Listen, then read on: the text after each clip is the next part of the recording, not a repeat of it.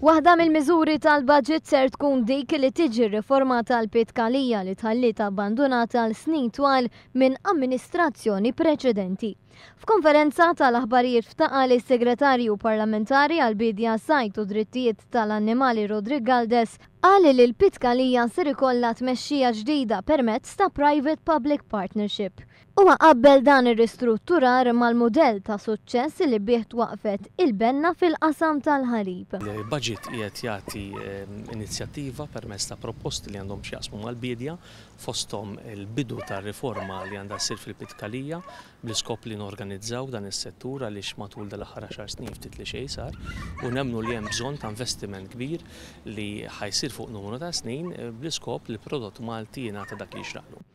Tkellem ukoll dwar ir-ristrutturar fl-irtietet tal-ħalib fejn hemm spejjeż kbar li tħallew minn amministrazzjoni preċedenti li jridu jitħallsu. Fil-fatt huwa sostna li dan il-gvern ser jibda jħallas dawn il-flus u għalhekk inħatar kumitat li mis-sena d-dieħla ser jibda jara u jivverifika x-xogħlijiet li saru. Dwar is-sajt Rodri Galdes qar li ser tiġi introdotta skema ta' kumpensa s-sajjieda bilan li taffi telf finanzjarju li esperjenzaw is-sajjieda barra l-istaġun tas-sajt.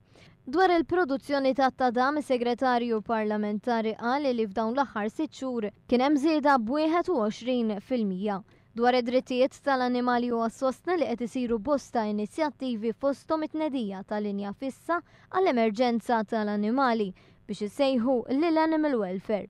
Semma wkoll kif il-Gvern kabbar bid-doppju l-Park tal-Klieb u anke żied l-apparat tal-użu tal-annimali u żied jgħid illi kienu qegħdin jiġu kkunsidrati lokalitajiet oħra illi għandhom potenzjal li jintużaw bħala parks tal-Klieb.